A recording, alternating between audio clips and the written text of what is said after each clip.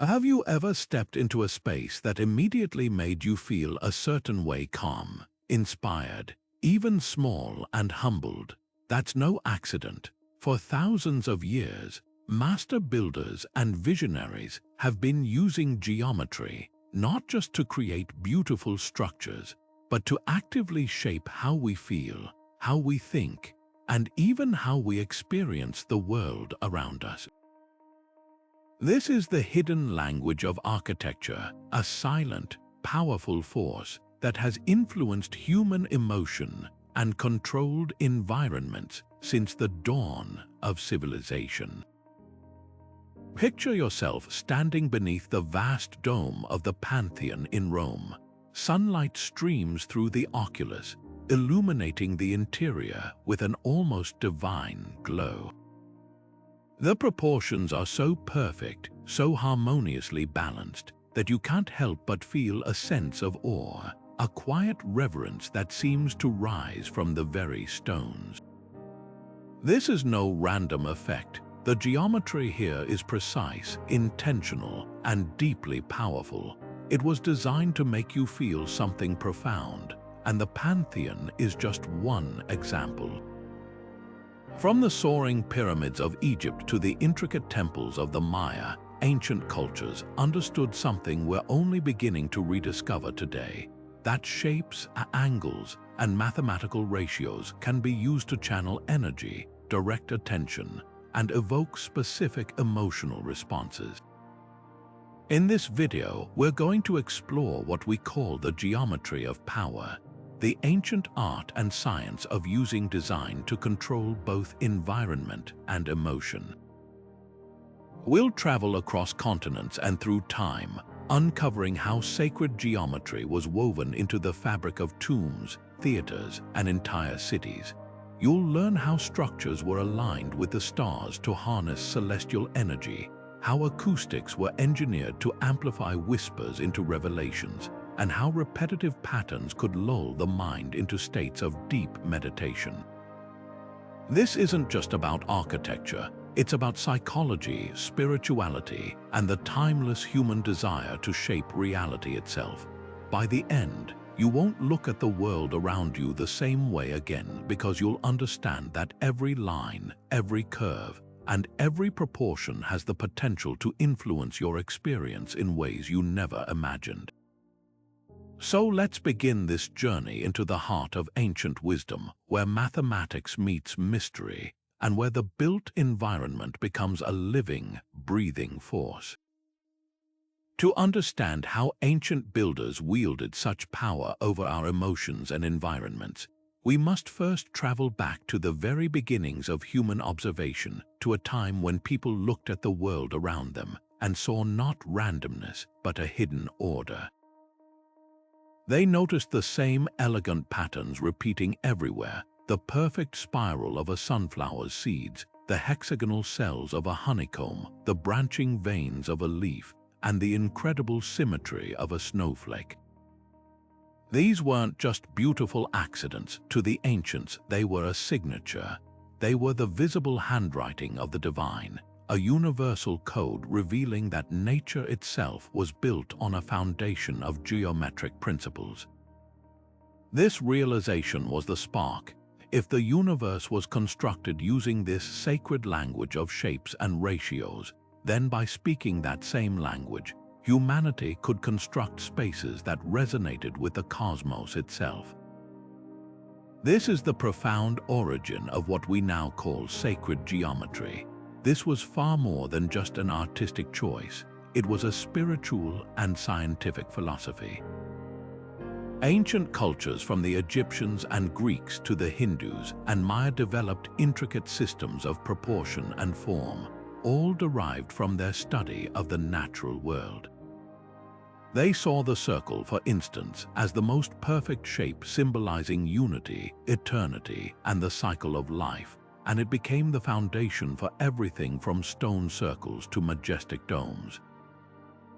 The triangle, with its inherent stability, pointed upward toward the heavens and downward to the earth, creating a bridge between the two realms. These shapes were considered sacred because they were believed to be the building blocks of creation, the templates through which divine energy flowed into our physical reality. This philosophy was then meticulously encoded into architecture. It was the ultimate fusion of art, science, and spirituality. When a Greek architect designed a temple, they weren't just calculating load-bearing stresses. They were weaving the Fibonacci sequence into the very columns and pediments to create a structure that felt alive and harmonious to any observer. When an Egyptian engineer plotted the dimensions of a pyramid, they were embedding the golden ratio, approximately 1.618, into its proportions because they believed this specific ratio was a key to unlocking beauty, balance, and a connection to cosmic forces. These designs were never arbitrary. A doorway wasn't just a certain height because it needed to be.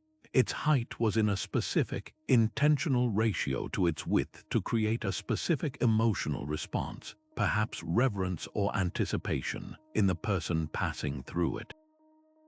This foundational belief that geometry could channel energy and directly influence human emotion is what empowered ancient builders to create the most enduring and awe-inspiring structures in history. They were master psychologists as much as they were masons and mathematicians. By carefully crafting spaces that mirrored the patterns found in nature and the cosmos, they could make a person feel calm, focused, insignificant, or exalted. They understood that our environment directly shapes our inner experience, and they used sacred geometry as their primary tool to control that environment, and by extension, to control us. This was their unified vision of power, not power through force, but power through perception, a silent, elegant, and utterly persuasive language written in stone, light, and space. Now let's focus on the first and perhaps most famous of these principles, the golden ratio. This specific mathematical relationship, approximately 1.618 to 1, is a proportion that appears with astonishing frequency throughout the natural world. You can find it in the arrangement of a pinecone scales, the spiral of a nautilus shell, and even the proportions of the human face. Ancient philosophers and mathematicians, from the Greeks to the Egyptians, observed this recurring pattern and came to a profound conclusion. This ratio was not a coincidence. It was a divine signature, a universal constant that represented the very essence of beauty, balance, and harmonic perfection. They called it the divine proportion, believing it was the mathematical key to the cosmos's underlying order. This belief was powerfully translated into architecture. One of the most celebrated examples is the Parthenon in Athens. When you look at its facade, the relationship between the height and the width, the spacing of the columns, and even the dimensions of individual elements are all meticulously calculated to reflect the golden ratio. This wasn't done merely for decorative appeal. The architects understood something intuitive about human perception.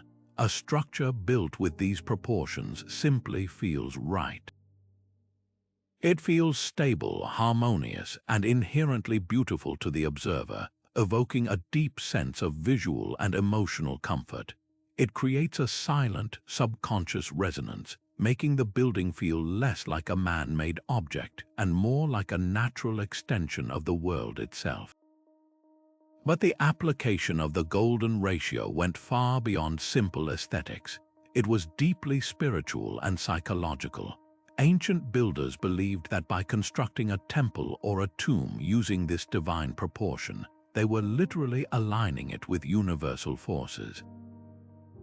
They were tuning the structure much like one would tune a musical instrument to vibrate in harmony with the cosmos. This alignment was thought to enhance the spiritual significance of the space, making it a more potent vessel for prayer, ritual, or communion with the gods. The emotional impact was therefore magnified. A person entering such a space wouldn't just see beauty, they would feel a profound sense of reverence, calm, and focused awe. The geometry itself was working as a psychological tool, guiding their emotional state toward contemplation and wonder. This principle demonstrates the incredible foresight of ancient designers.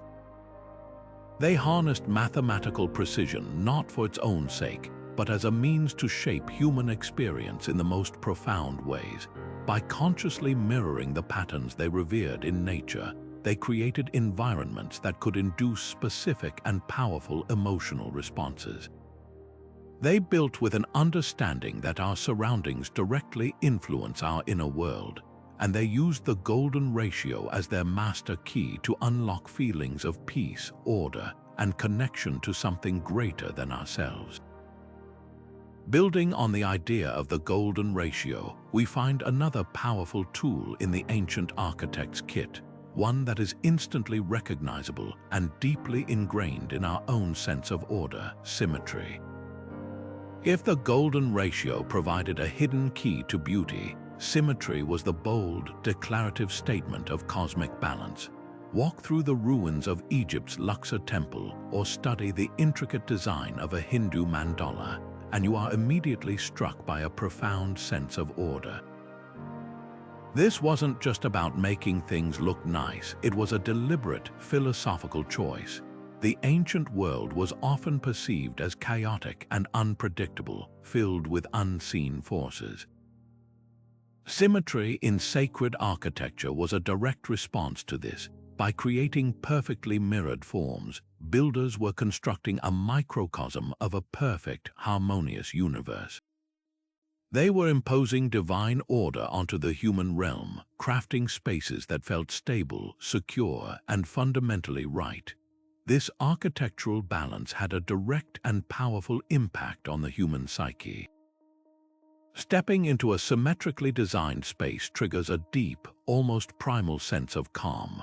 The visual equilibrium is processed by our brains as non-threatening and predictable, which in turn reduces anxiety and quietens the mind.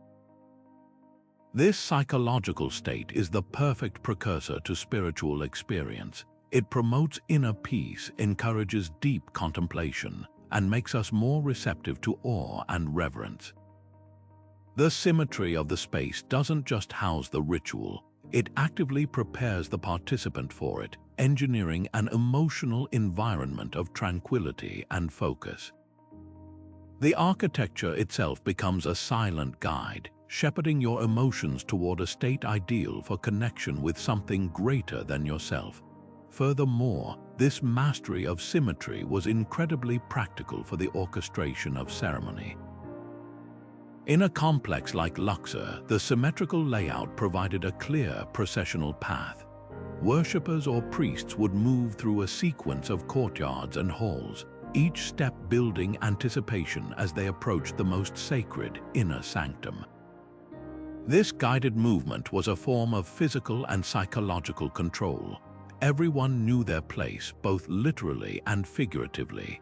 The symmetry ensured that the focus remained unwavering on the central axis, on the ritual itself, and on the deities being honored. It amplified the spiritual potency of the ceremonies by eliminating visual distractions and creating a rhythm that was both physical and emotional. The design guaranteed that the power of the ritual was not diluted by chaos or confusion. Ultimately, by mastering symmetry, ancient builders gained control over far more than just aesthetics. They learned to manipulate the very atmosphere of a place. They could design an experience that began the moment a person laid eyes on the structure from afar, guiding them through a journey that was as much about internal transformation as it was about physical movement. The balanced forms told a story of a universe in harmony, and by placing people within that story, the architecture could directly shape their behavior, their focus, and their emotional state. It turned stone and column into an active, participatory force, a silent partner in the dance of ritual and reverence that defined ancient spiritual life. While symmetry brought order to the earthly plane, ancient architects looked to the heavens for an even greater source of power and inspiration. They understood that the sun, moon, and stars followed a predictable, eternal dance, and they sought to weave this cosmic choreography directly into the fabric of their most important structures. This brings us to our third principle, celestial alignments. Across the globe, from the windswept Salisbury Plain to the sands of Giza, builders erected monuments that served as massive stone calendars and astronomical observatories, permanently fixing their sacred geometry to the movement of the cosmos itself. Consider the awe-inspiring experience of witnessing the winter solstice sunrise at Newgrange in Ireland. This ancient passage tomb, older than both Stonehenge and the Egyptian pyramids, features a narrow roof box perfectly aligned with the horizon. For just a few precious minutes around the 21st of December, as the sun reaches its lowest point in the sky, a single, narrow beam of light pierces the darkness of the inner chamber. It slowly illuminates the intricate spiral carvings on the back wall, transforming the cold, dark tomb into a radiant, golden sanctuary. This was not a happy accident. It was a meticulously calculated event. For the people who built it, this dramatic infusion of light during the year's darkest days was a powerful symbol of rebirth and the sun's enduring victory over darkness. It was a visceral, emotional experience engineered through stone and sunlight, designed to fill participants with hope and reaffirm the cyclical nature of life and death. This connection to celestial cycles did more than just create spectacular moments. It fundamentally shaped the identity and power of entire cultures. The Maya, for example, were master astronomers. At El Castillo, the Great Pyramid of Chichen Itza, a fascinating phenomenon occurs during the spring and autumn equinoxes. The angle of the setting sun interacts with the pyramid's step terraces to cast a series of triangular shadows down the northern staircase. These shadows connect with a stone serpent's head at the base, creating the stunning illusion of a massive feathered serpent slithering down from the sky to earth. This event would have drawn enormous crowds, reinforcing the authority of the priest-kings who were seen as intermediaries between the people and the gods. By demonstrating their ability to predict and stage such a divine spectacle, they solidified their societal control. The architecture itself became proof of their sacred knowledge and power. By deliberately tying their greatest works to the rhythms of the universe, ancient designers achieved a profound level of environmental and emotional control. They could dictate not just where a ritual occurred, but precisely when and under what conditions for maximum impact. They manipulated light and shadow as active elements of their design, using them to reveal hidden symbols, illuminate altars, or create awe-inspiring illusions. This transformed static architecture into a dynamic, multisensory theater. A visit to such a site was never the same twice. It was an event, a performance where the sun was the spotlight and the stones were the stage, all orchestrated to evoke specific, powerful emotions: awe, fear, reverence, and unity in everyone present. This celestial geometry truly turned their buildings into portals, making the vast, impersonal cosmos feel intimately close and powerfully relevant to human life. Beyond the silent power of celestial alignments, ancient architects discovered another invisible force they could harness to shape human experience: the very air we breathe and the sound that moves through it. They realized that geometry wasn't just a visual language, it was an acoustic one. By mastering the way sound waves interacted with stone, they could engineer environments where a whisper became a revelation and a chant could shake the soul. This sophisticated understanding of acoustics added a profound, unseen layer to their control over both environment and emotion, turning solid architecture into a dynamic instrument of psychological influence. One of the most breathtaking examples of this auditory mastery can be found in the great open-air theaters of ancient Greece. The theater at Epidaurus, for instance, is a marvel of acoustic engineering. Its semicircular, stepped seating arrangement is not merely for optimal viewing. It functions as a giant sound dish. The precise curvature and the material of the limestone seats, which actually filter out low-frequency background noise while amplifying higher-frequency sounds like the human voice, create an acoustic phenomenon. From the central stage, known as the orchestra, an actor speaking in a normal, unamplified tone can be heard with perfect clarity by every single one of the 14,000 spectators in the highest tier. This wasn't just a technical achievement, it was an emotional one. It created an incredible intimacy between the performer and the audience, allowing for the subtle nuances of a tragic monologue or a comedic whisper to land with full impact. This shared, crystal-clear experience amplified the collective emotional response, making the entire crowd laugh, gasp, or weep as one, forging a powerful social and emotional bond through the magic of geometry. This control over sound took on a more mystical and intimidating quality in the enclosed spaces of Mayan pyramids or underground chambers. In places like the Temple of Kukulkan at Chichen Itza, the steep staircase creates a startling acoustic effect. A handclap at the base of the stairs returns as a distorted, chirping echo that remarkably resembles the call of the sacred Quetzal bird. This was undoubtedly intentional. For a people who revered avian deities, the architecture itself seemed to speak with a divine voice, transforming a mundane action into a sacred sign. Similarly, certain chambers in Egyptian pyramids or subterranean labyrinths feature resonant frequencies that can alter brainwave patterns. The prolonged chanting or drumming in these spaces, amplified and distorted by the precise dimensions of the room, could induce trance-like states in participants. This acoustic manipulation was a powerful tool for priests and shamans, facilitating spiritual journeys and visions that felt divinely inspired, thereby cementing their authority as conduits to the gods. Perhaps the most cunning use of acoustic geometry was in what we now call whispering galleries. These are spaces, often with domed or parabolic ceilings, where sound waves travel along the curved surface rather than dispersing into the air. In a chamber designed this way, a person standing in one specific spot can hear the faintest whisper from someone standing in another specific spot across the room, as if they were speaking directly into their ear. For anyone else in the space, the conversation remains completely inaudible. This created an aura of mystery and omniscience around the religious or political leaders who understood these secrets. A priest could receive a message from an acolyte across a temple without anyone else knowing, or appear to hear the confessions of a worshipper through divine power.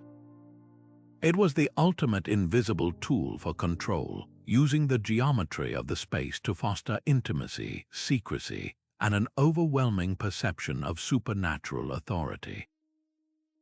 By designing for sound, these ancient builders proved that the most powerful forces shaping our emotions are often the ones we cannot see. After exploring how ancient builders manipulated celestial light and engineered sound, we now turn to a principle that targets the most fundamental human emotions: confusion and clarity. Some of the most powerful ancient designs were not meant to be immediately understood. They were meant to be navigated. They used complex, winding, and disorienting layouts to physically guide visitors through a psychological journey, masterfully controlling their emotional state from start to finish. This is the power of labyrinthine geometry, where the very act of getting lost is the first step toward a profound transformation. Perhaps no myth captures this idea better than the story of the Minotaur and the vast labyrinth built by the legendary craftsman Daedalus on the island of Crete. While the palace of Knossos may not contain a literal monster's den, Its archaeological remains reveal a sprawling, complex of over 1,000 interconnecting rooms, corridors, and courtyards arranged in a seemingly chaotic fashion. For a visitor or a supplicant, navigating this maze would have been a deeply disorienting experience. The repetitive corridors, the sudden dead ends, the identical-looking doorways, all of it was designed to strip away one's sense of direction and control. This deliberate confusion served a vital purpose. It forced the individual to surrender to the design, to let go of their ego and their worldly bearings. This state of vulnerability was not a design flaw, it was the entire point. It was the necessary prelude to a spiritual awakening. This architectural strategy was employed with profound intention in the sacred labyrinths of ancient Egypt, described by historians like Herodotus as being even more impressive than the pyramids. These were not just random mazes, they were carefully sequenced geometric puzzles. The path was a physical manifestation of a spiritual quest. The journey through the winding, darkened corridors was meant to evoke feelings of suspense, anxiety, and even fear. The pilgrim would feel truly lost, both physically and metaphorically, mirroring the soul's search for meaning. Then, after this prolonged period of uncertainty, they would finally emerge into the central chamber, the heart of the labyrinth. This space was always designed in stark contrast to the confusing path that led to it, often open, symmetrical, illuminated, and housing a sacred statue, relic, or altar. The emotional impact of this sudden shift cannot be overstated. The overwhelming relief, the surge of awe, and the feeling of having earned a sacred revelation made the encounter with the divine object infinitely more powerful. The architecture itself had orchestrated this emotional crescendo. The geometric confusion of the path heightened the value of the geometric clarity and order of the destination. This roller coaster of emotion was a potent tool for initiation rites. Those who controlled the labyrinth, the priests or rulers, held the key to this transformative experience.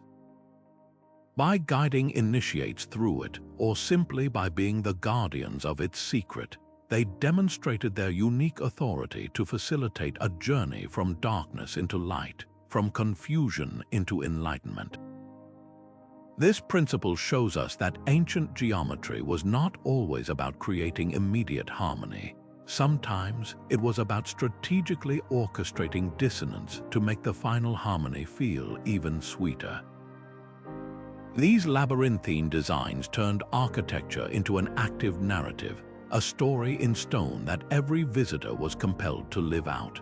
It manipulated perception and emotion not through a single static view, but through a carefully choreographed sequence of experiences, proving that the most powerful spaces are those that guide us not just to a place, but through a transformation.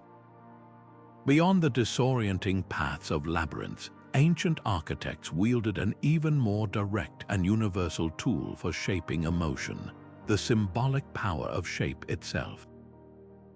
Long before modern psychology identified archetypes, cultures across the world intuitively understood that certain forms carried deep, inherent meaning. They recognized that a circle, a triangle, or a spiral wasn't just a geometric arrangement. It was a vessel for an idea, an emotional trigger that could communicate directly with the subconscious mind. By embedding these potent symbols into their architecture, they could silently dictate the mood and behavior of everyone who entered, turning entire structures into three-dimensional proclamations of belief and power. Consider the circle, a shape that appears in sacred sites from the stone circles of Britain to the great rotundas of Rome. With no beginning and no end, the circle is a universal symbol of unity, eternity, and wholeness. When people gathered within a circular space like Stonehenge, the very geometry of the environment fostered a powerful sense of community and connection. There is no front or back, no hierarchy of position. everyone is included within the same continuous boundary, facing a shared center. This layout subtly encouraged equality, collective focus, and a feeling of being part of an endless cycle, linking those present to their ancestors and their descendants. The circle didn't just house a ritual, it actively created the social and emotional conditions for that ritual to be a unifying, timeless experience. In stark contrast, the triangle and its three-dimensional counterpart, the pyramid, communicate a very different set of ideals. The stable, unwavering base of a triangle speaks of solidity and endurance, while its ascending peak points unmistakably toward the heavens. This is the geometry of aspiration, ambition, and power. The Great Pyramid of Giza is the ultimate expression of this. Its immense, triangulated form does not invite you into a communal circle. It stands as a monumental assertion of authority, dominating the landscape and drawing the eye and the spirit upward. It symbolizes the pharaoh's divine ascent to the stars and his eternal, stable power over the kingdom. To stand before it is to feel a sense of awe mixed with insignificance, a psychological effect that perfectly reinforced the societal hierarchy of ancient Egypt. The shape itself is a silent, intimidating declaration of control. Then there is the spiral, one of the oldest and most mystical symbols found in ancient art and architecture.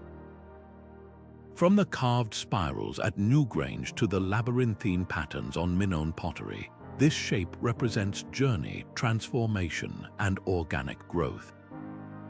Unlike the static circle or the rigid triangle, the spiral is dynamic. It implies motion, either inward toward a hidden core of knowledge or outward toward an expanding universe.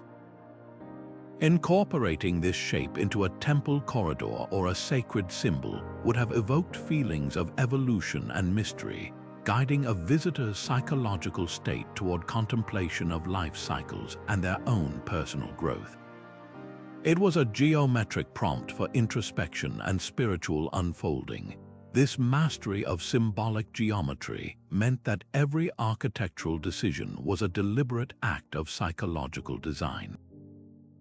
The choice of a circular floor plan over a rectangular one, or a pyramidal roof over a domed one, was never merely aesthetic or structural. It was a calculated choice to evoke a specific emotional response, to make people feel united, subservient, contemplative, or empowered.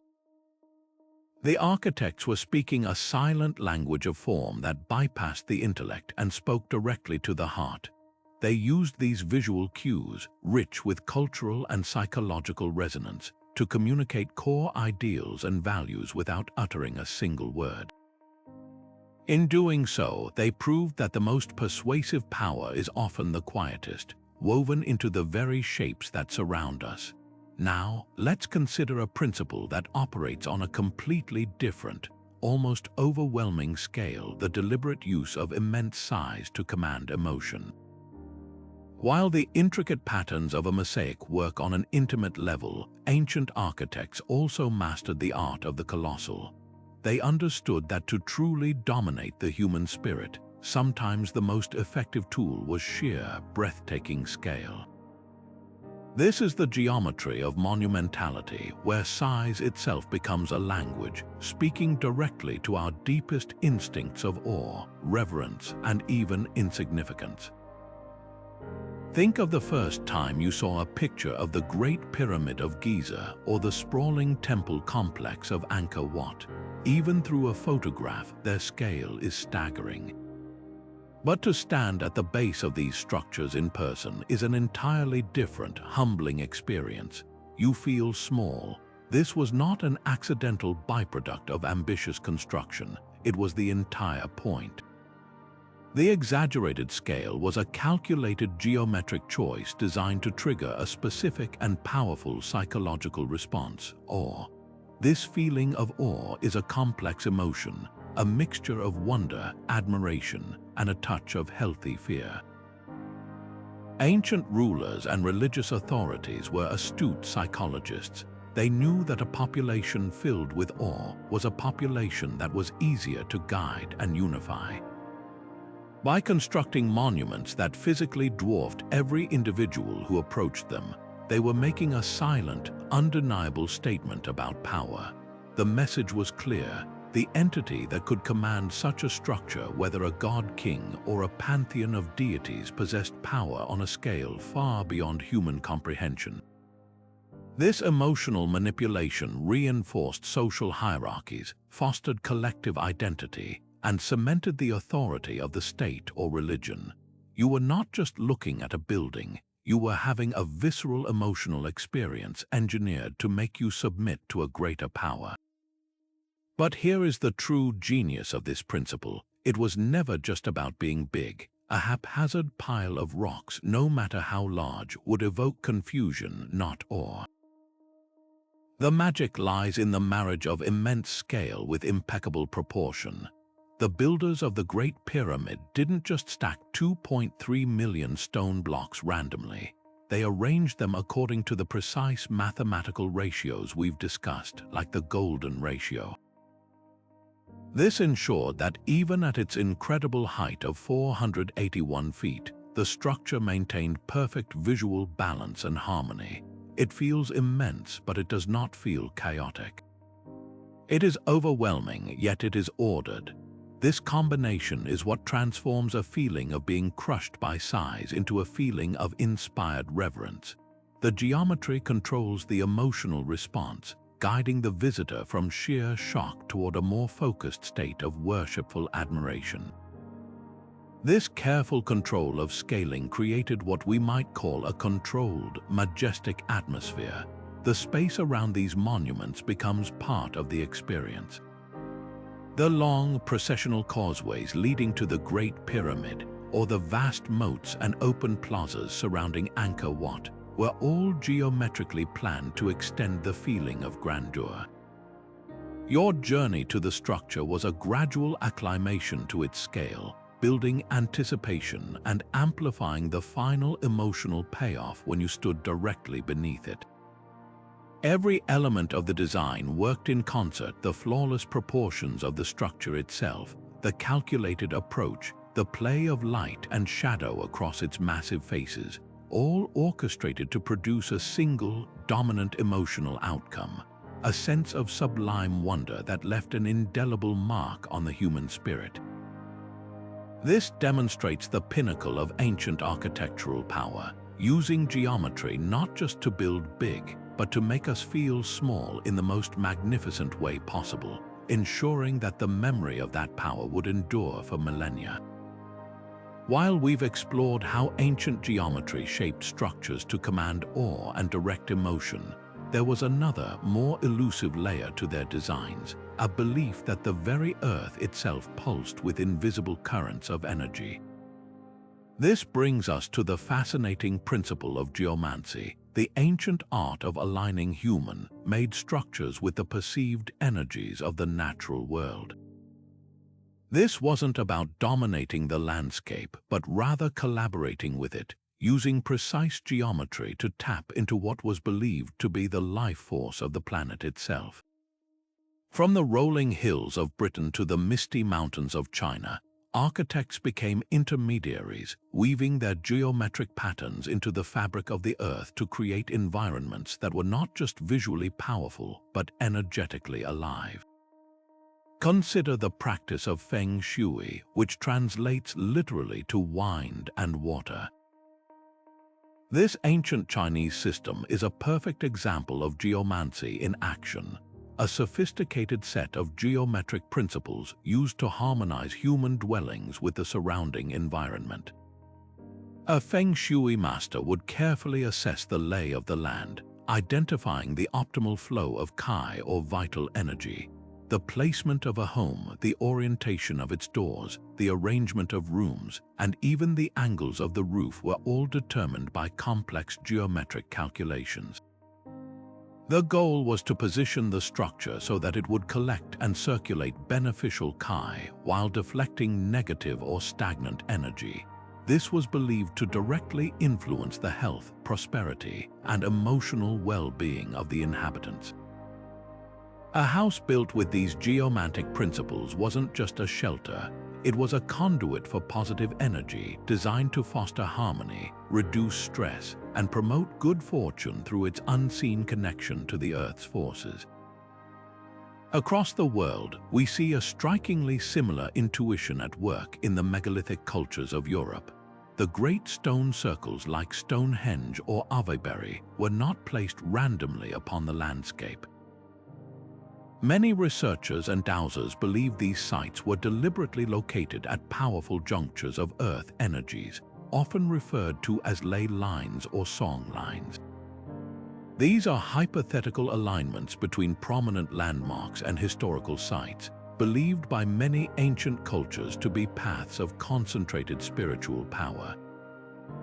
The geometry of the circles, their perfect shape, the specific placement of the heel stone, or the alignment of certain apertures acted as a lens, focusing and amplifying these terrestrial energies.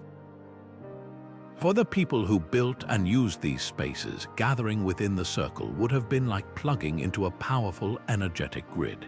The effect was emotional and psychological. It could induce feelings of heightened awareness, peace, or a profound connection to nature, making rituals performed there feel more potent and transformative. This deep integration of geometry and geomancy reveals a worldview where nothing was separate. The earth, the sky, and human construction were all part of a single, interconnected energetic system.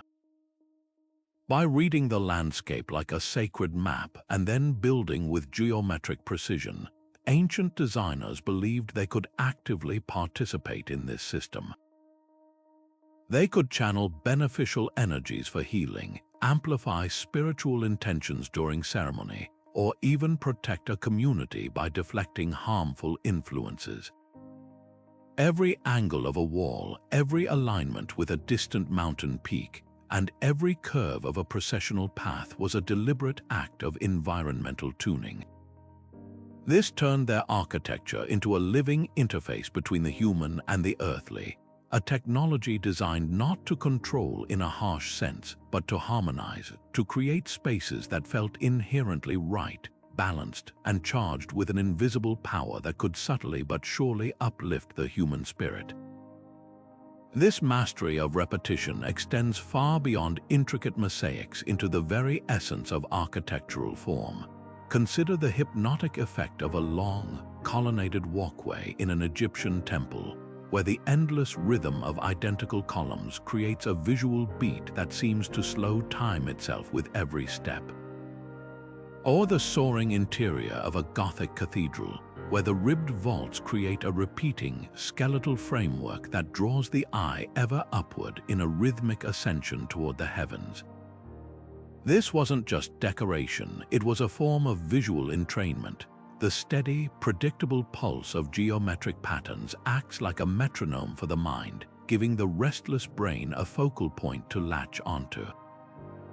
In the absence of visual chaos, the mind begins to quiet, the breath naturally deepens, and the frantic pace of everyday thought gradually gives way to a more serene, single-pointed awareness.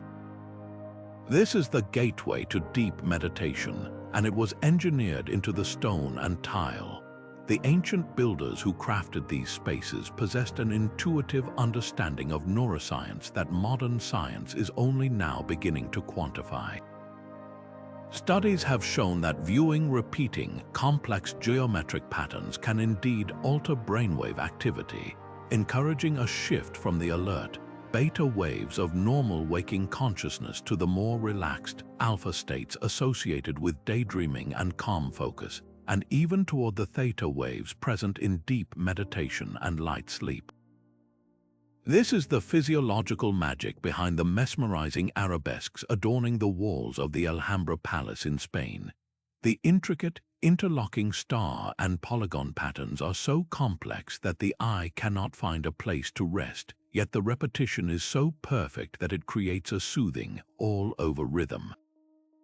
You don't look at the pattern so much as you sink into it, allowing its infinite complexity to dissolve your sense of individual self and draw you into a state of unified wonder.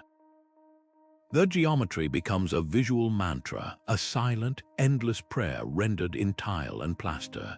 This psychological principle was harnessed with profound intention across different faiths. In Hindu temples, the outer walls are often covered in a dense, repetitive tapestry of carved figures, deities, and symbolic patterns.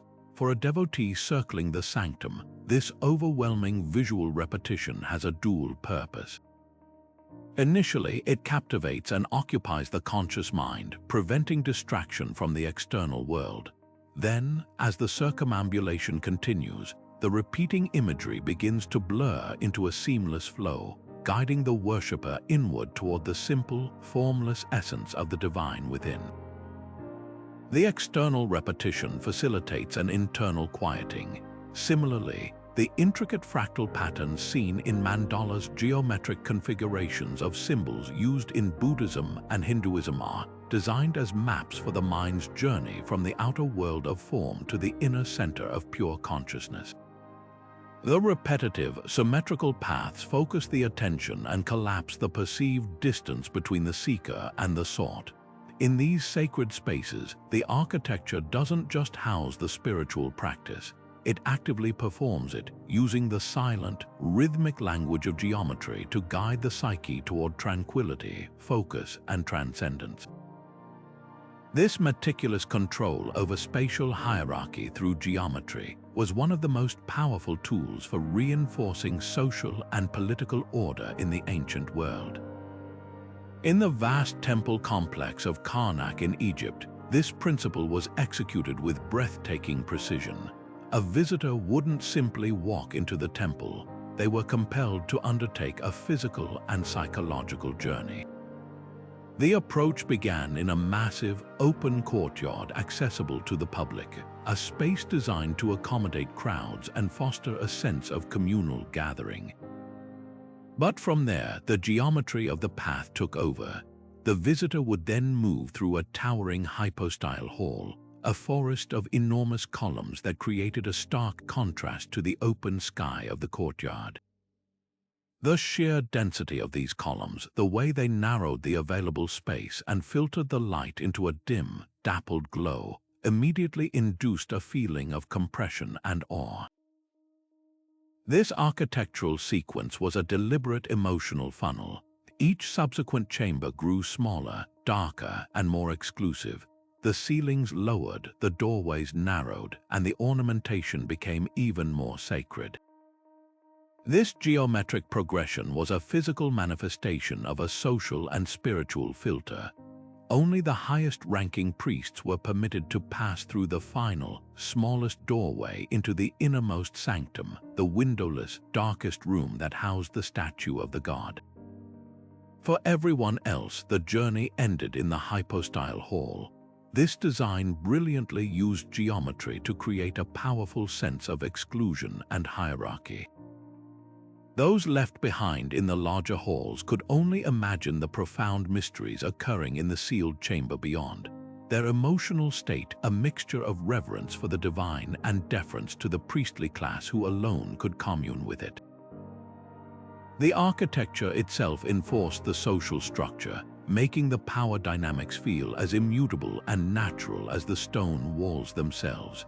The principle of orientation added another profound layer to this control, directly tying the architecture to the cosmic cycle. An east-facing entrance wasn't merely a symbolic gesture. It was a calculated geometric alignment that activated the building at specific, powerful moments.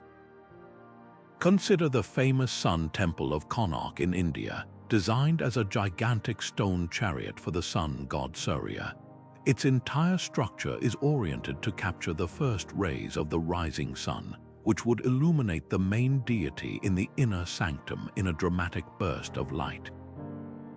This daily event transformed the temple from a static building into a dynamic participant in a celestial ritual.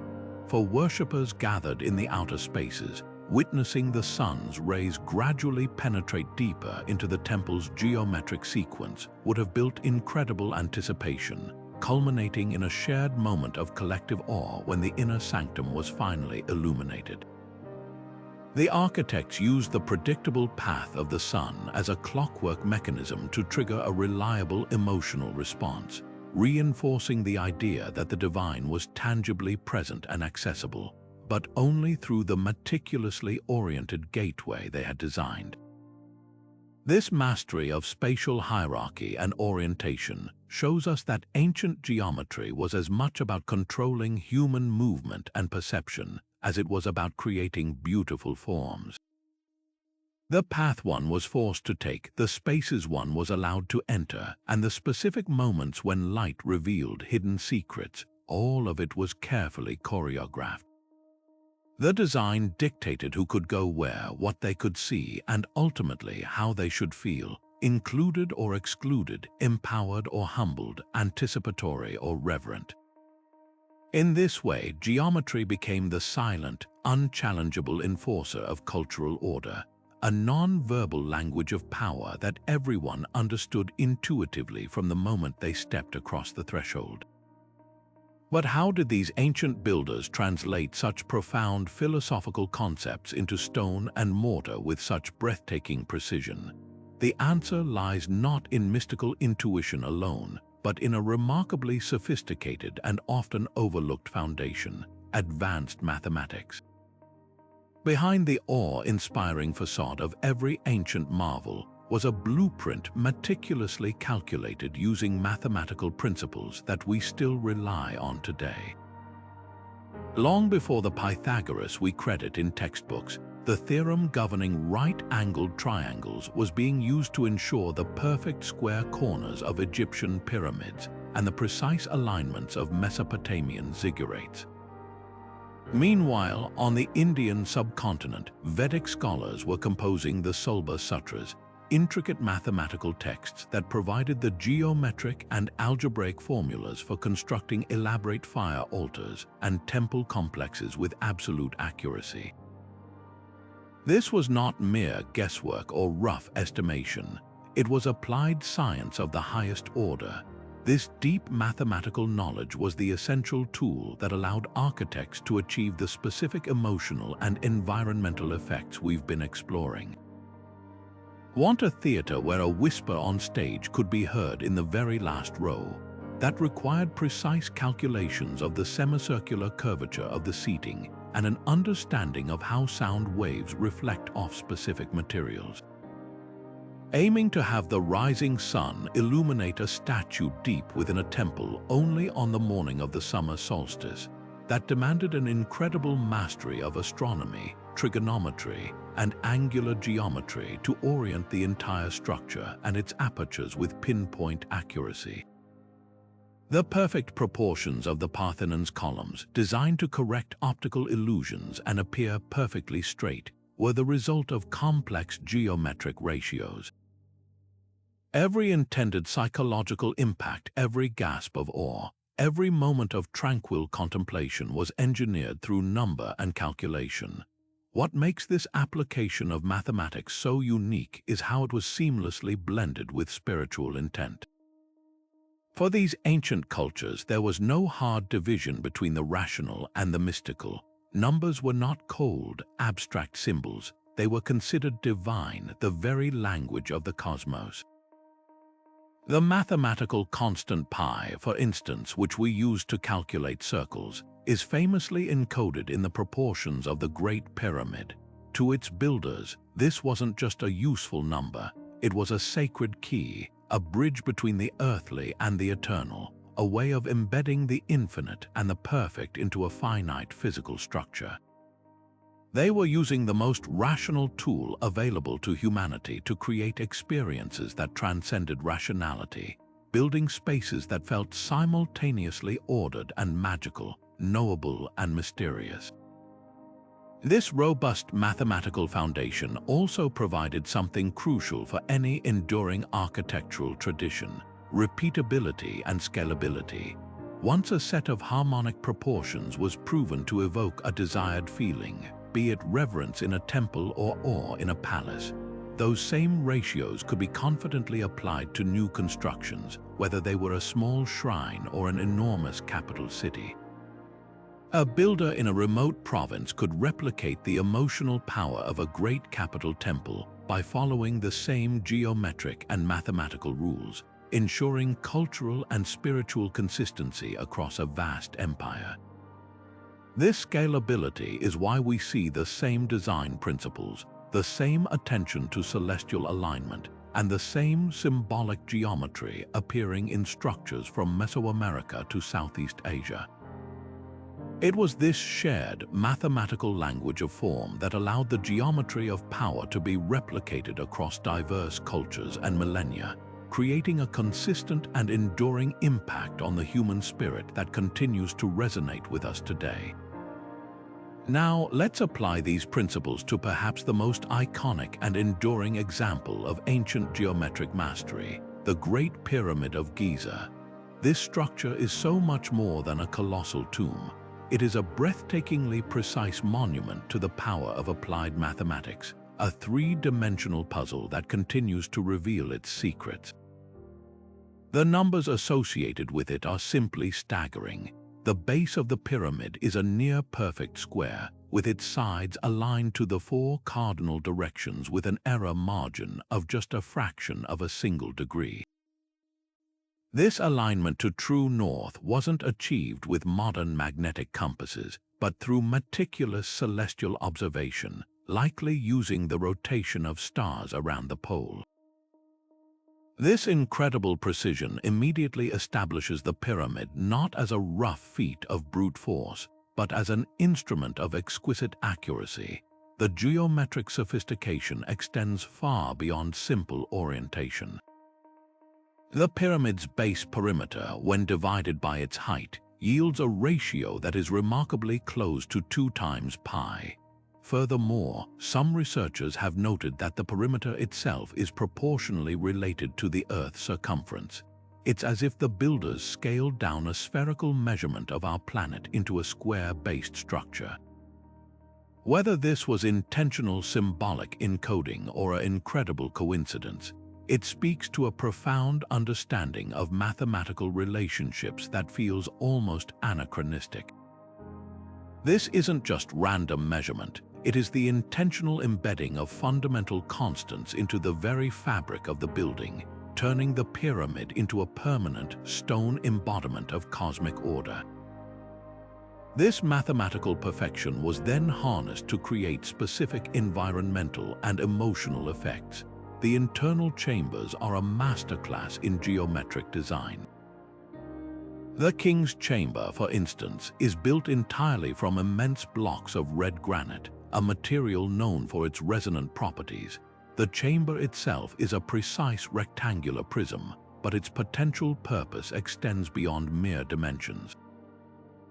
Some acoustics researchers suggest the chamber's shape and material could have been designed to amplify and sustain specific sound frequencies.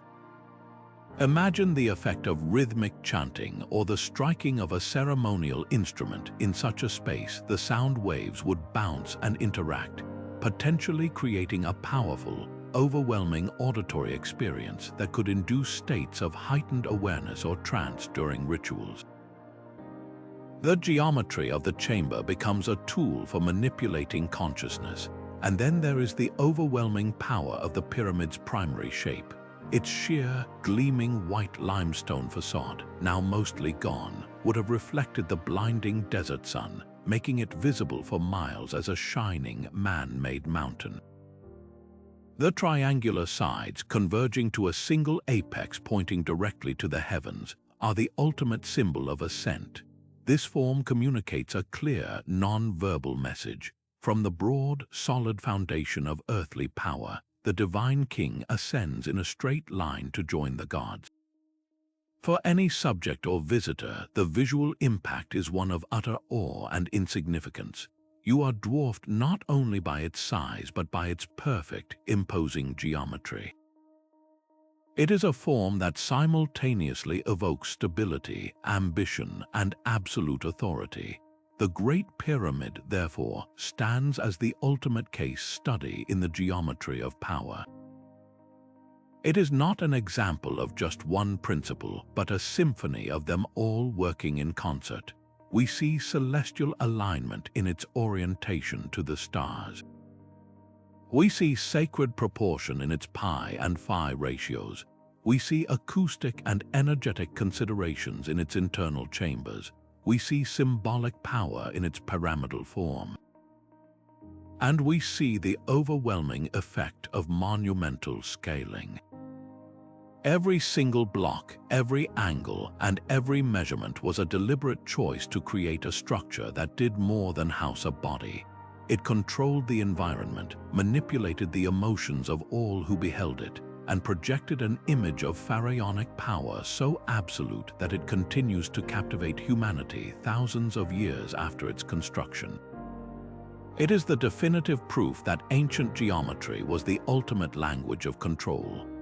Moving from the silent, imposing majesty of the pyramids, we journey to the sun-drenched hills of Greece, where ancient architects engineered a very different kind of power, the power of shared human emotion.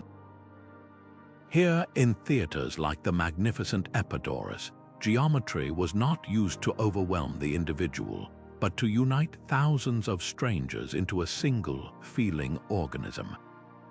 This was not a monument to a solitary god-king, but a democratic crucible for collective experience, where the architecture itself was fine-tuned to amplify every laugh, every gasp, and every tear.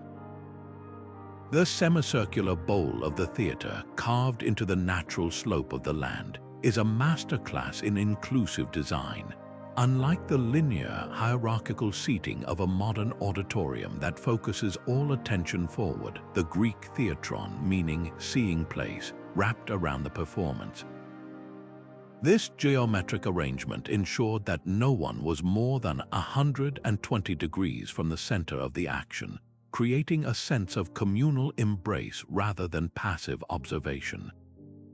Every citizen, from the front row priest to the back row farmer, had an unobstructed view, visually reinforcing the Athenian ideal of shared civic participation. They weren't just watching a play, they were all equally positioned witnesses to a story that reflected their own myths, fears, and societal values. The true magic of this design, however, lies in what you could hear. The acoustics of Epidaurus are so precise they border on the mythical. A coin dropped on the circular orchestra stage can be heard from the very top row, 60 meters away. A performer speaking in a conversational tone, not a shout, can be understood with perfect clarity by every single member of an audience of 14,000 people. This incredible phenomenon is a direct result of its geometric genius. The stepped limestone seats act as a sophisticated acoustic filter. Their precise angle and corrugated surface naturally dampen low-frequency background noise, the rustle of the crowd, the murmur of the wind, while simultaneously amplifying the higher frequencies of the human voice. It's as if the entire theater is a giant stone ear, finely tuned to capture the nuances of language and song. This created an intimacy that is utterly staggering in its scale. An actor could deliver a tragic soliloquy with a soft, breaking voice, and that raw, vulnerable emotion would travel directly to the person in the cheapest seat, forging a powerful, personal connection across a vast physical distance. The geometry dissolved the space between them. This auditory clarity transformed the theater into what can only be described as an emotional engine. When a comedian delivered a punchline, the laughter didn't ripple through the crowd. It erupted simultaneously from 14,000 people, a wave of collective joy that crashed over the stage. When a hero faced a tragic fate, the sigh of grief or gasp of horror was a shared breath, a communal experience of catharsis. This shared emotional journey was fundamental to Greek society. The plays of Aeschylus, Sophocles, and Euripides weren't mere entertainment. They were profound moral and philosophical inquiries performed in public. By experiencing these stories together, laughing, crying, and fearing as one, the community strengthened its social bonds and reinforced its cultural values. The geometry of the theater ensured that the lesson and the emotion driving it landed with everyone at once, creating a unified psychological field. It was a tool for civic education and emotional cohesion, proving that architecture could be used to build not just walls, but a collective conscience. In this brilliant fusion of form and function, the line between architecture and psychology completely vanishes. The architects of Epidorus demonstrated a deep understanding of how our environment shapes our inner world. They knew that to truly move a population, you couldn't just tell them a story. You had to build a space that would physically conduct the emotional current of that story directly into their hearts. Every carved seat, every calculated angle of the slope was a deliberate choice to optimize human connection and emotional resonance. The theater stands as a powerful testament to a different kind of ancient power, not the power to command obedience through awe, but the power to foster empathy and strengthen community through the shared, amplified experience of what it means to be human.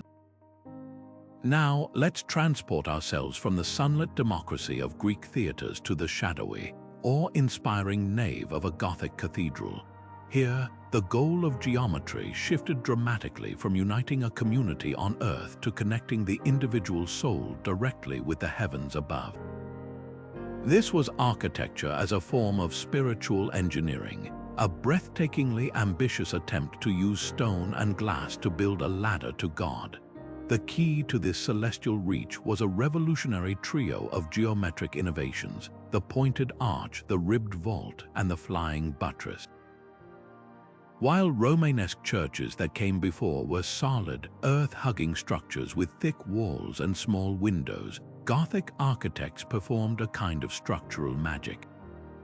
The pointed arch, stronger and more flexible than the rounded Roman arch, could channel weight more efficiently downward. This allowed for taller, thinner walls. The ribbed vault distributed the ceiling's weight along its skeletal ribs to specific pillars below. And most ingeniously, the flying buttress acted as an externalized skeleton, a series of stone fingers that reached out from the walls to grab the thrust of the vaults and channel it down into the ground outside. This external support system was the true secret. It meant the walls themselves were no longer the primary load bearers. They were effectively freed from their heavy burden. This liberation of the wall had a profound and beautiful consequence: space for immense windows. The solid stone that once defined a church was now replaced with vast, intricate webs of leaded glass. But this was not just about structural achievement. It was a calculated psychological and theological masterstroke. The entire geometric scheme of a cathedral, from the floor plan in the shape of a cross to the dizzying height of the vaults, was designed to pull your gaze and your spirit irresistibly upward. Your eyes follow the lines of the columns, which bundle together like tree trunks and then burst into the intricate stone foliage of the vaulting far above. You feel physically small, humbled by the sheer vertical scale, yet simultaneously uplifted, your spirit seemingly drawn toward the light filtering down from on high. This overwhelming sense of transcendence was the entire point. The architecture was a physical prayer, and it compelled your body to participate in that prayer simply by standing within it. Then there is the light. Gothic architects understood light not as mere illumination, but as a sacred, transformative material to be sculpted. The stained glass windows were not pictures placed in holes in a wall. They were the wall itself, a luminous, colored membrane between the earthly and the divine. Each window was a complex geometric puzzle of hundreds of individual pieces of glass, held in place by lead, came and reinforced by iron armatures. These geometric patterns, rosettes, lancets, and trefoils, were far more than decoration. They were designed to fracture and transmute raw sunlight. The sun would pour through this colored glass, no longer as a white, harsh light, but as 1,000 beams of ruby red, sapphire blue, and emerald green, projecting a shimmering, ever-changing kaleidoscope of color across the stone floor and the faces of the worshippers below. This environment was meticulously controlled to inspire wonder and devotion. On a bright morning, the interior would be ablaze with light, a vision of heavenly glory. As the day waned, the colors would deepen and shift, creating a more somber, contemplative mood. The geometry of the windows acted as a divine filter, transforming the chaotic light of the natural world into a structured, sacred spectacle that told stories from the Bible for those who could not read. The experience was multisensory. The sheer height of the vaults also affected sound, with chants and prayers echoing and swirling in the vast space, creating an auditory atmosphere that felt disconnected from the mundane world outside. Every single element, from the direction a shaft of light fell to the way a hymn resonated, was orchestrated through geometric precision to create a total environment of religious awe. The Gothic cathedral thus stands as perhaps the most comprehensive example of the geometry of power, a machine designed not for industrial production, but for spiritual transformation, making the presence of the divine feel not like a distant hope, but a tangible reality experienced through light, space, and soaring stone. This deep connection between the heavens and human hands reveals a collaboration that was both practical and profoundly spiritual. Ancient astronomers, often priests or revered scholars, didn't work in isolation from the master builders. They were partners in a grand endeavor, meticulously observing the slow dance of the stars and planets to create a celestial calendar written not on parchment, but in stone. Their shared goal was to anchor their most sacred structures to the immutable rhythms of the cosmos, transforming static buildings into dynamic instruments that marked time, predicted seasons, and staged breathtaking spectacles. This wasn't just about marking a date on a calendar. It was about creating a permanent, physical link between the community and the universe, making the vast and distant cosmos a tangible part of daily life and ritual. We see this celestial choreography executed with stunning precision across the globe. In Ireland, the prehistoric passage tomb of Newgrange, built over 5,000 years ago, is a masterpiece of solar alignment. Its long, narrow entrance passage is oriented with such exactitude that for a few precious minutes around the winter solstice sunrise, a single, razor-thin beam of sunlight pierces the darkness. This beam travels the entire length of the passage to dramatically illuminate the intricate spiral carvings in the inner chamber. For an agricultural society, this event was far more than a light show. It was a powerful, emotional symbol of hope and rebirth, a guaranteed sign that the sun had indeed triumphed over the encroaching darkness and that the cycle of life would begin anew. The architecture itself provided this reassurance, a stone-built promise of renewal. Across the Atlantic, the Maya achieved a similar feat with a different kind of spectacle at El Castillo, the Great Pyramid of Chichen Itza. During the spring and autumn equinoxes, the setting sun interacts with the pyramid's 9 terraced steps. The stepped corners cast a series of triangular shadows down the northern staircase, which connect with the large stone serpent's head at the base. This creates the stunning and unmistakable illusion of a massive feathered serpent, the god Kukulkan, slithering down from the sky to earth. This event would have drawn enormous crowds, a shared experience of awe that reinforced the authority of the priest-kings who were seen as intermediaries capable of summoning such divine manifestations. The pyramid was not just a temple. It was a clock, a calendar, and a theatrical stage all in one, its geometry perfectly tuned to the sun's annual journey. This astronomical integration provided immense practical power. By being able to accurately predict the solstices and equinoxes, these cultures could precisely schedule their agricultural cycles, knowing exactly when to plant and when to harvest. This knowledge was survival, but it also allowed them to orchestrate their rituals with flawless timing, creating moments of peak emotional intensity for the entire community. These were not private ceremonies but public spectacles that blended cutting-edge science with deep mythology. The entire society would gather at these appointed times, their collective gaze fixed on the architectural marvel as it performed its celestial trick. In that shared moment of wonder, social bonds were strengthened, cultural stories were reinforced, and the power of the ruling class was legitimized. The environment itself, through the medium of geometry, was used to control the very emotional and social rhythms of the people, turning the passage of time into a series of powerful, communal experiences. By embedding these cosmic patterns into their cities and temples, ancient designers did something truly remarkable. They built microcosms of the universe, creating spaces where one could literally walk inside the order of the heavens and feel, for a moment, connected to the infinite. This sophisticated understanding of spatial psychology meant that ancient architects were, in essence, master emotional cartographers.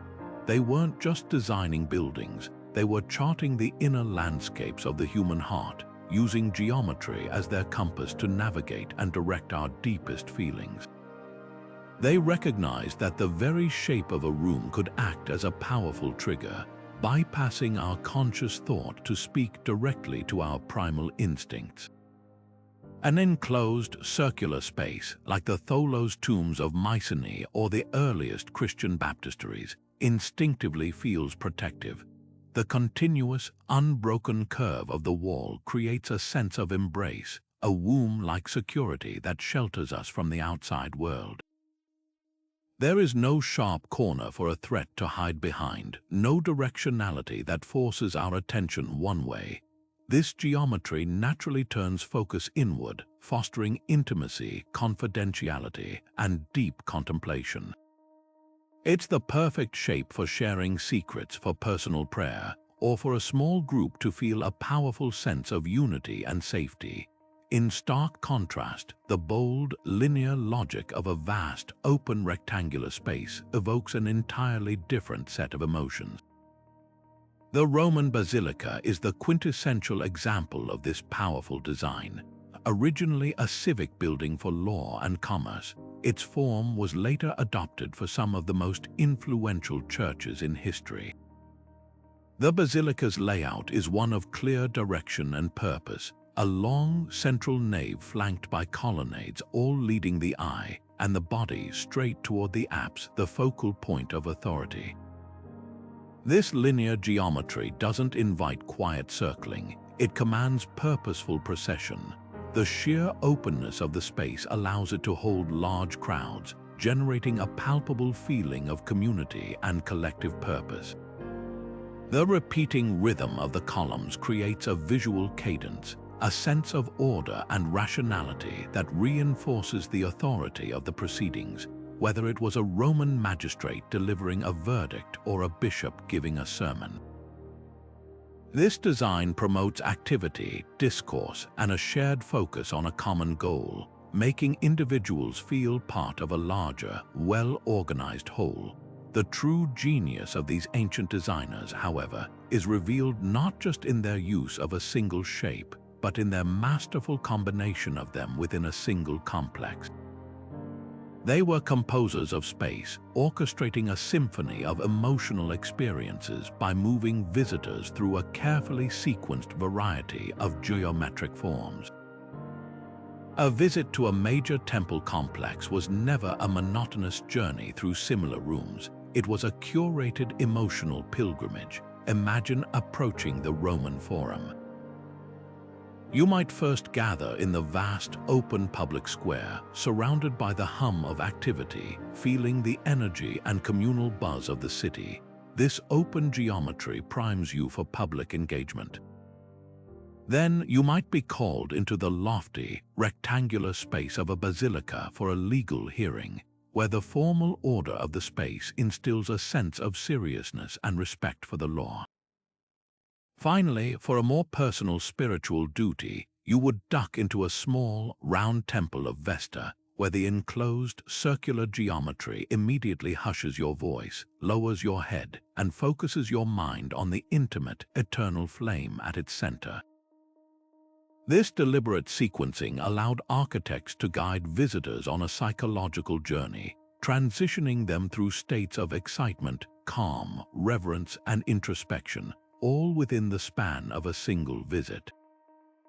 The architecture itself became the director of the experience, using the language of form to tell a story and evoke a precise series of emotional responses.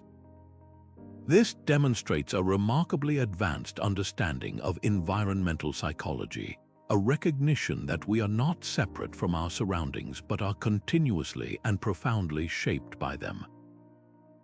The ancient world's legacy is not just in the stones they left behind, but in their profound insight that to shape a space is to shape the human experience itself.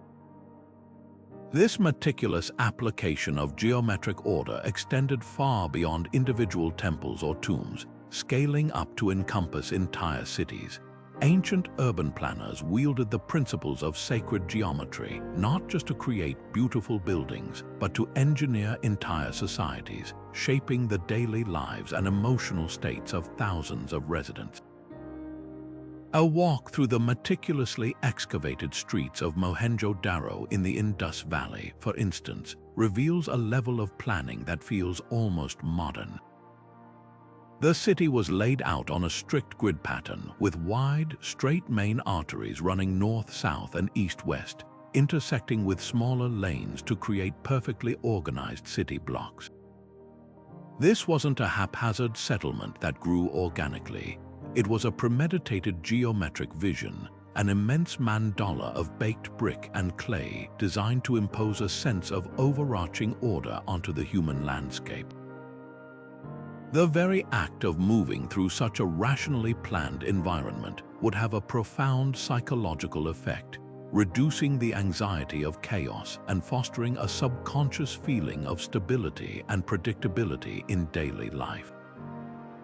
This urban geometry was a powerful tool for social control and efficiency. The cardinal alignment of streets was far more than a symbolic gesture toward the cosmos. It was intensely practical. By orienting the city to the path of the sun, planners could maximize passive solar heating in the winter and provide cooling shade in the summer, creating a more comfortable and healthier environment. Furthermore, this rigid grid allowed for incredibly sophisticated civic infrastructure. At Mohenjo-Daro, we see one of the world's first complex urban drainage systems, with standardized brick-lined channels running alongside the main streets, all sloping at precise angles to ensure efficient waste removal. This geometric precision in something as mundane as sanitation prevented disease and promoted public health, which in turn contributed to a more stable and productive population. The clear, logical layout also made the city easily navigable and, from the perspective of any governing authority, easily policed. The geometry of the streets facilitated the smooth flow of goods, people, and information, while also making any disruption to that flow immediately obvious. It was a system designed for seamless function, and that seamless function was a form of quiet, pervasive control. The emotional impact of this designed environment was carefully considered through the creation of public spaces with specific harmonic proportions. In the great city of Teotihuacan in Mesoamerica, the builders did not simply create a random collection of pyramids. The entire city is a massive geometric diagram of cosmic belief. The central artery, the Avenue of the Dead, runs for miles with a deliberate and unwavering alignment. The pyramids of the sun and the moon are positioned not just for prominence, but to create a specific relational geometry with one another and with the surrounding mountains. The vast open plaza in front of the Pyramid of the Sun was designed to hold enormous crowds during rituals. Its sheer scale was meant to overwhelm the individual, creating a collective sense of awe and unity among the participants. Meanwhile, the surrounding residential compounds, though built on a grid, were often organized around quiet, inward-looking courtyards, smaller, enclosed geometric spaces that provided a retreat from the grand public spectacle, fostering intimacy and family life. This interplay of immense public geometry and smaller private spaces allowed the city to manage the emotional rhythms of its citizens, toggling between collective reverence and individual comfort. Ultimately, this sacred urban planning served to reinforce and legitimize the power structures of the state and the priesthood. A city that functioned with such flawless efficiency, that was so clean, so beautiful, and so perfectly aligned with the heavens, was a powerful advertisement for the rulers who claimed a divine mandate to govern. The order of the city mirrored the order of the cosmos, and by extension, the order imposed by its leaders. Living in such an environment where every street corner and public square whispered of a grand, intelligent design, made the social hierarchy feel as natural and inevitable as the sunrise. The emotional stability afforded by this geometric harmony made citizens more content and less prone to revolt. The legacy of this ancient wisdom is etched into the foundations of our own modern metropolises, from the grid plans of New York City to the ceremonial axes of Washington, D.C., proving that the geometry of power remains a fundamental force in shaping the human habitat. But geometry's role in ritual went far beyond simply framing the action. It became the very choreography of the ceremony itself. The architecture provided a sacred script written in stone, directing every movement, dictating every sightline, and orchestrating the emotional crescendo of the event from beginning to end. This was a complete synthesis of form and function, where the design of the space was inseparable from the spiritual practice it housed. The most profound example of this is the concept of axial geometry, a powerful organizing principle that used a single, unwavering central line to structure the entire ritual experience. In the vast temple complexes of ancient Egypt, like Karnak or Luxor, this axis was the backbone of the entire design.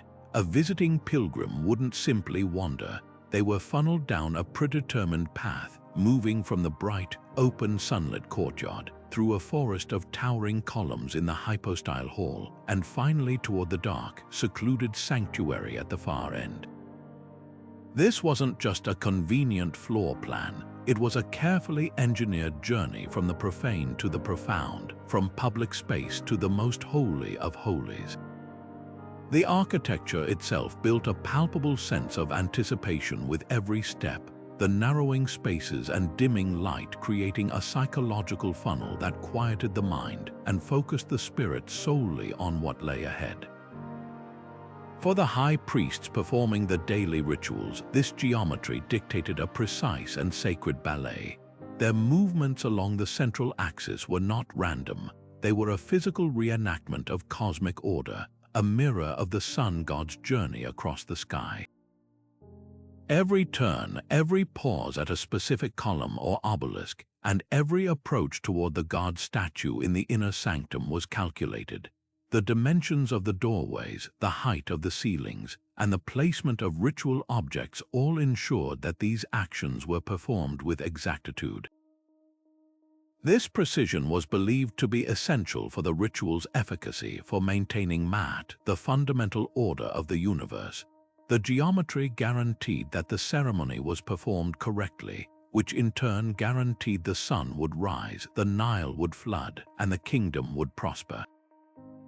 The emotional weight on the priests was immense, and the rigid architectural framework provided the structure and confidence needed to bear it, transforming their actions from mere procedure into a potent, universe-sustaining performance. This choreography extended to the positioning of key elements for maximum energetic and emotional impact. Altars were rarely placed arbitrarily. They were positioned at powerful geometric nodes within the space. This could be at the exact center of a circular temple, beneath the central oculus of a dome, or at the terminus of the main axis, directly aligned with a specific celestial event like a solstice sunrise. The idea was to place the focal point of the ritual at a spot where the building's design was thought to concentrate or harness energy, be it spiritual, telluric, or celestial. When a sacrifice was made or an offering presented at this precisely calculated point, the act was amplified, its significance magnified by the geometry surrounding it. For the participants, witnessing a ritual performed at such a potent location deepened the emotional resonance, making the experience feel more authentic, more powerful, and more directly connected to the divine. The architecture validated the ceremony, and the ceremony activated the architecture, creating a perfect, self-reinforcing loop of meaning and emotion. We see this principle echoed across cultures. In a traditional Hindu temple, the journey toward the innermost sanctum, the Garbhagriha or womb chamber, is a deliberate geometric contraction. The visitor moves through a series of increasingly smaller and darker spaces, a physical manifestation of turning inward toward the soul. The final, small chamber houses the deity, and its compact, geometrically perfect form, often a square, is designed to contain and focus divine energy. The entire ritual circuit around this central point is a geometric meditation. Similarly, the labyrinthine floors of medieval cathedrals offered a different kind of ritual path, a winding, circuitous geometric puzzle that forced the worshipper to slow down, to concentrate, and to physically embody a long, contemplative journey toward a center. In all these examples, the ritual is not just happening inside a building. The building is an active participant, its geometry guiding the body, focusing the mind, and elevating the spirit to make the ceremony infinitely more powerful and unforgettable. It's remarkable to consider that the principles we've been exploring are not locked away in history books or confined to ancient ruins. They are alive and well, actively shaping the world we live in today. Modern architects and designers have become the new high priests of this sacred knowledge, consciously and unconsciously reaching back across millennia to harness the same geometric power that built the Pantheon and the pyramids. They understand that these patterns speak a universal language to the human psyche, and they deploy them with incredible sophistication to influence our emotions, our behaviors, and even our well-being in the spaces we inhabit every single day. Just look at the logos of the most iconic global brands. That sleek apple with a single bite taken out. Its curves and proportions are meticulously calculated using the golden ratio to feel perfectly balanced and naturally appealing. The simple, elegant Twitter bird and the familiar Pepsi globe are also designed around these ancient harmonic principles. This isn't a corporate conspiracy. It's a brilliant application of deeply rooted human psychology.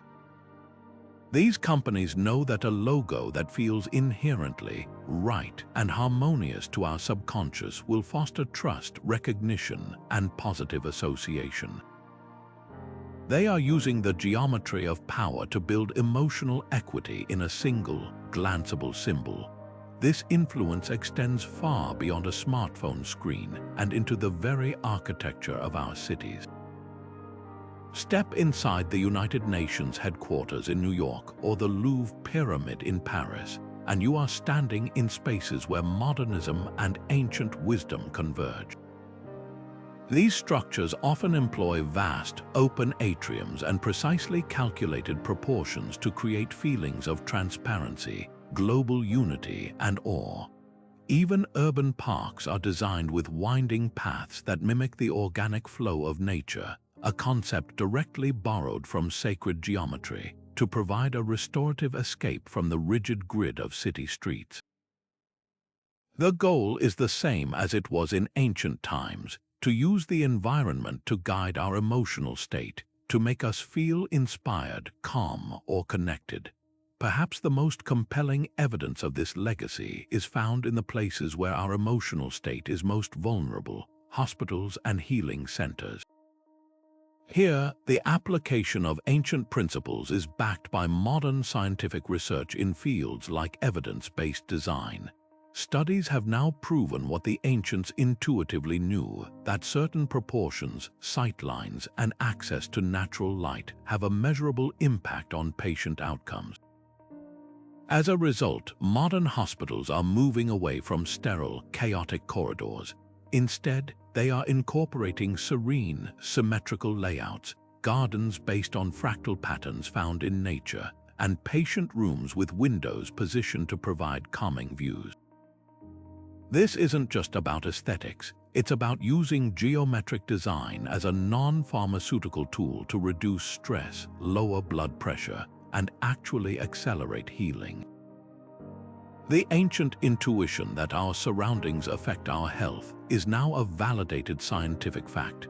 Nowhere is the marriage of ancient geometry and modern innovation more spectacularly displayed than in our world's great performance spaces. Concert halls like the Walt Disney Concert Hall in Los Angeles or the Philharmonie de Paris are the direct descendants of the theater of Epidaurus. Their architects are acoustic shamans, using complex computer modeling to sculpt undulating ceilings and walls that act as massive sonic lenses.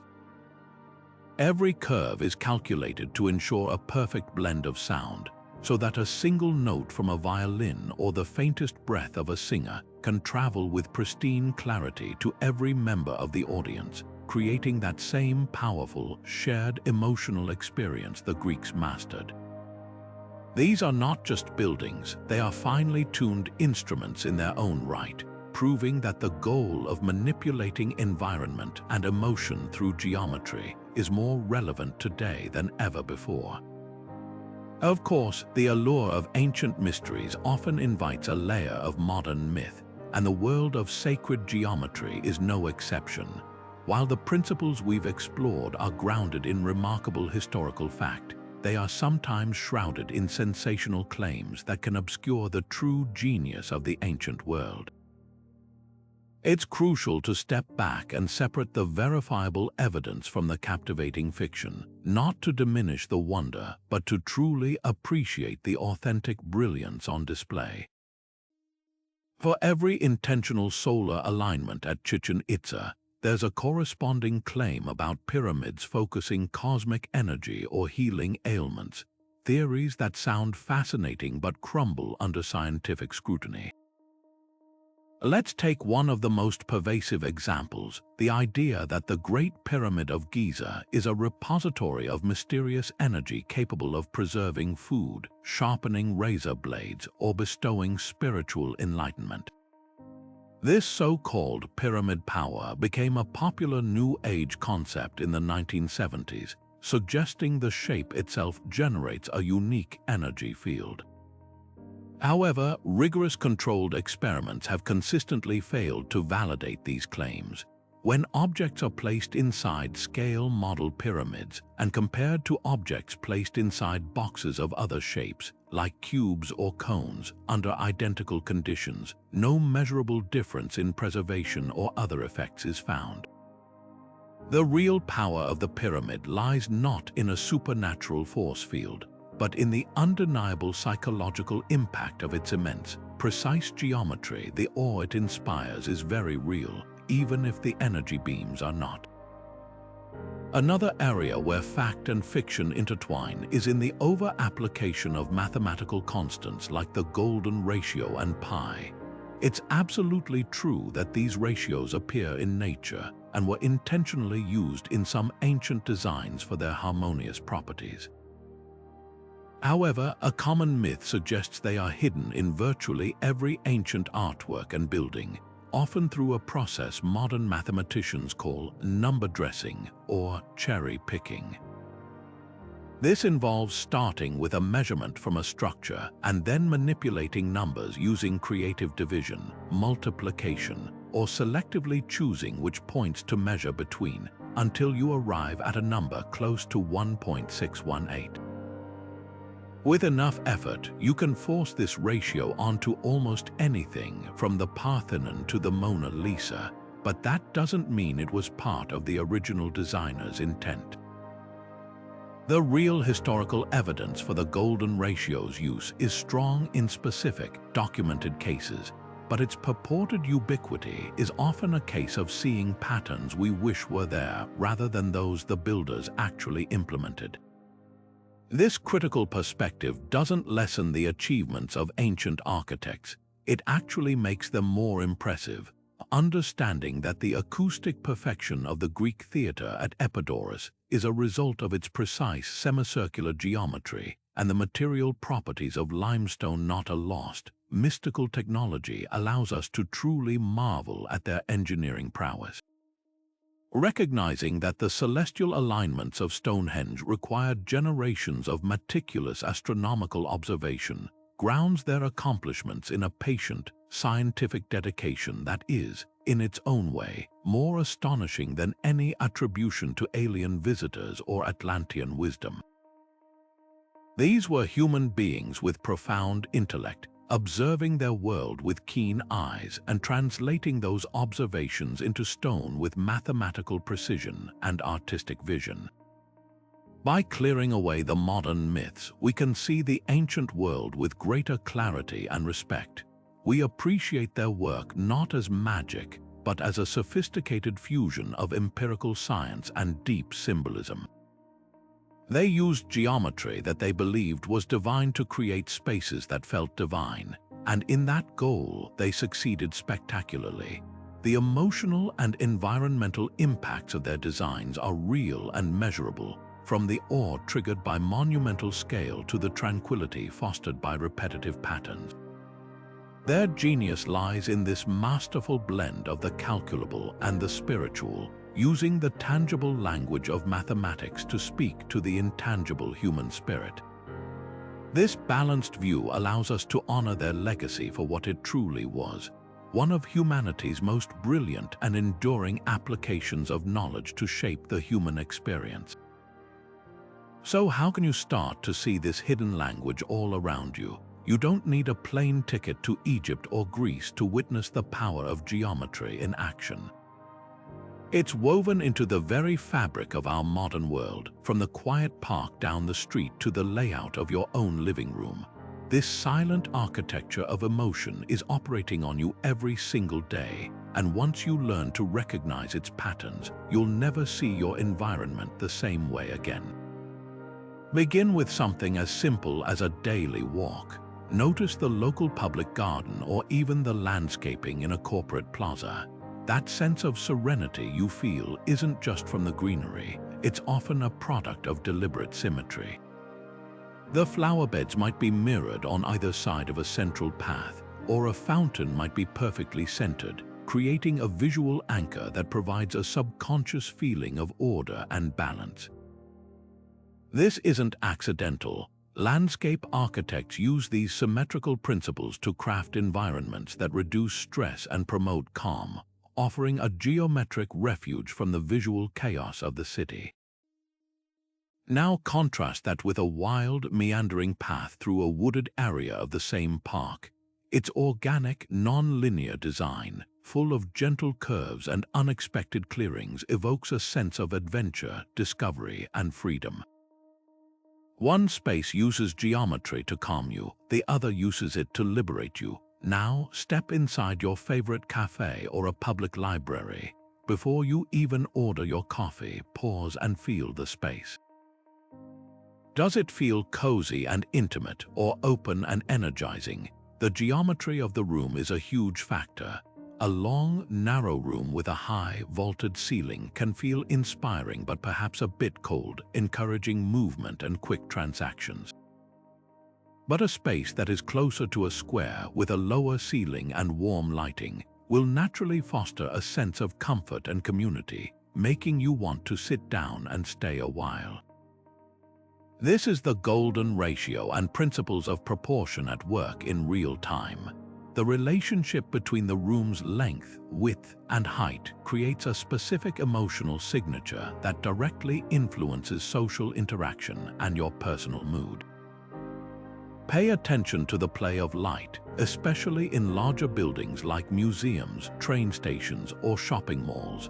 Modern atriums with vast glass ceilings are direct descendants of the Roman oculus.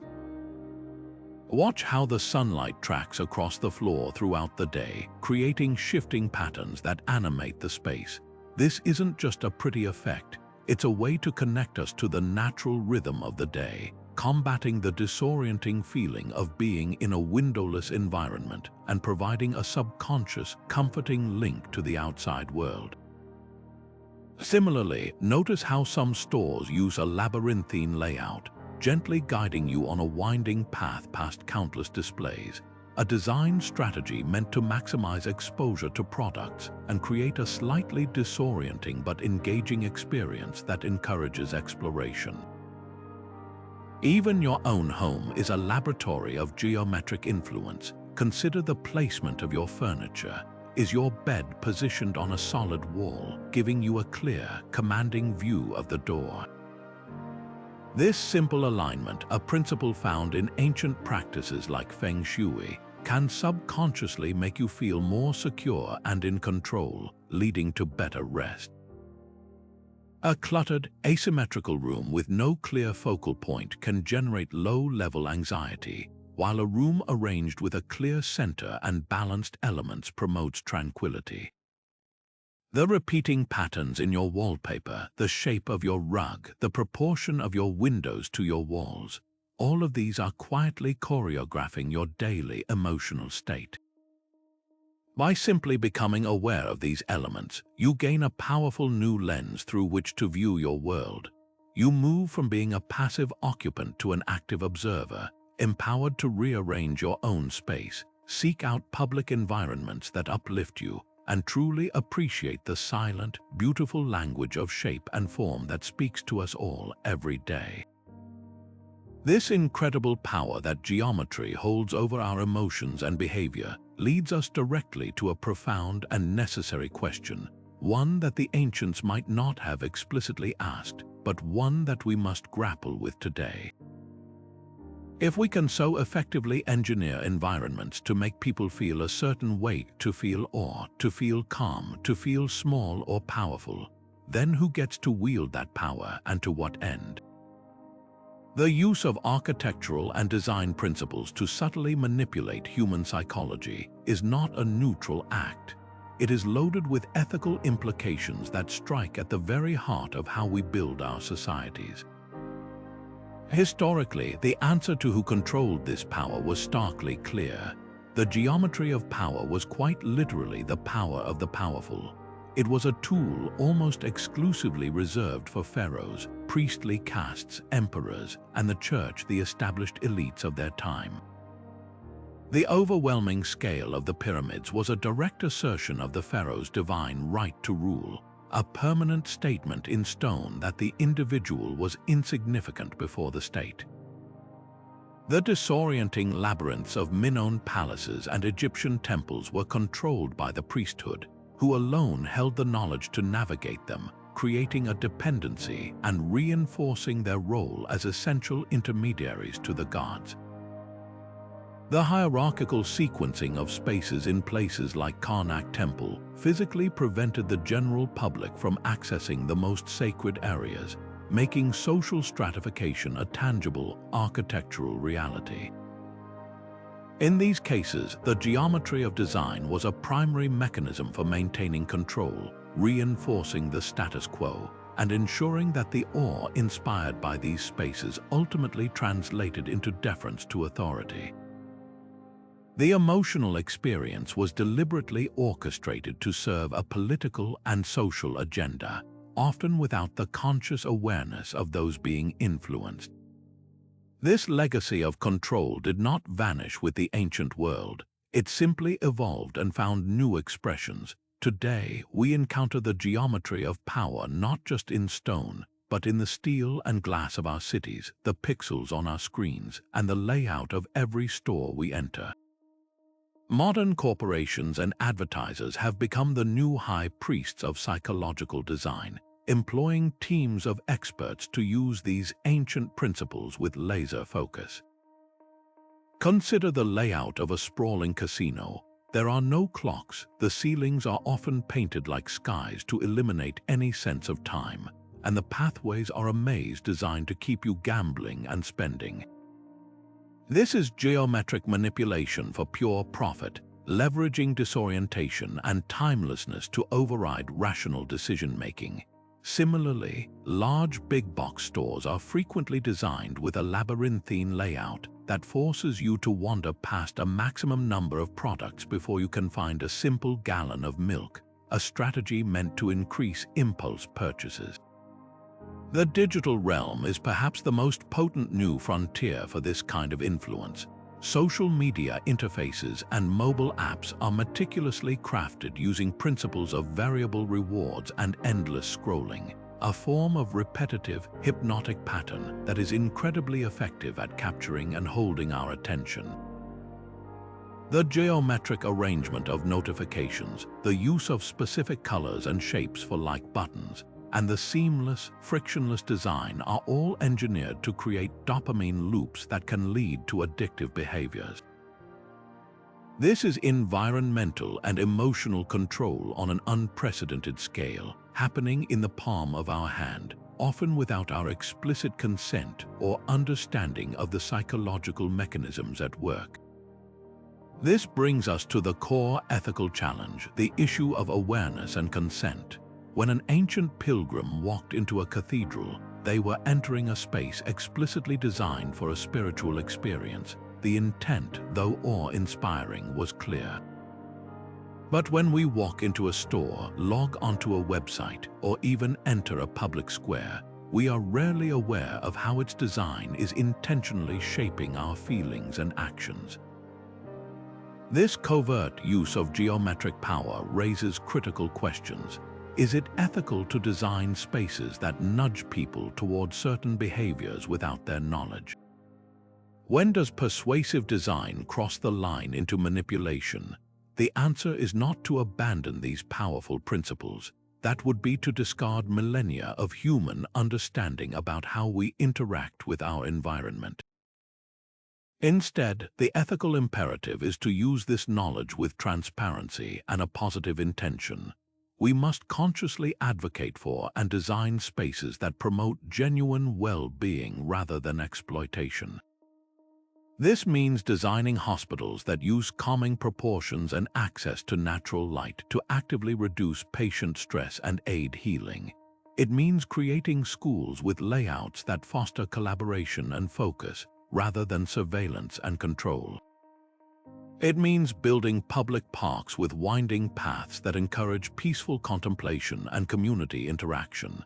It means designing digital interfaces that prioritize user autonomy and mental health over endless engagement and data extraction.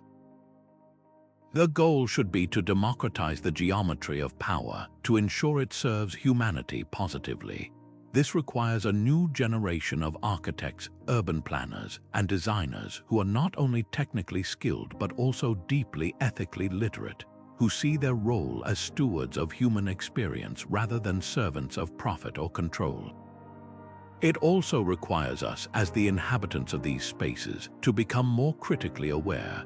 By understanding the silent language of the designs that surround us, we can make more informed choices about where we spend our time and money, and we can demand better, more humane design from the institutions that shape our world. The power of geometry is a timeless tool. Our responsibility is to ensure it builds a future that is not only awe-inspiring but also just, equitable, and truly designed for human flourishing. From the breathtaking pyramids of Giza to the soaring skylines of our modern cities, the silent language of geometric power has been shaping human experience for thousands of years. It represents a profound fusion of art, science, and spirit, a timeless endeavor to master our environment and guide our deepest emotions. Throughout this journey, we've uncovered how ancient visionaries harnessed principles like the golden ratio to craft perfect harmony, aligned their greatest monuments with the cosmos to create celestial spectacles, and engineered acoustics that could turn a whisper into a divine revelation. They understood something we are only now fully rediscovering, that mathematics is not a cold, abstract science, but a vibrant tool for creating spaces that awe, calm, and profoundly inspire the human spirit. These incredible lessons from the past remind us that the buildings and cities we inhabit are far more than mere shelter or structure. They are an active, living language, a continuous dialogue between form and feeling that speaks directly to our subconscious. The curve of an archway, the proportion of a window, the sweeping vista of a grand plaza, these are not accidental. They are deliberate choices that influence our mood, our behavior, and our connection to the world and to each other. This hidden architecture of emotion is all around us, operating silently in the background of our daily lives. So as you move forward from this exploration, I encourage you to look at your world with new eyes. Notice the geometries that surround you. Feel the difference between a cramped, asymmetrical room and a grand, symmetrical hall. Observe how the light falls through your window at a certain time of day, or how the sound carries in your local park.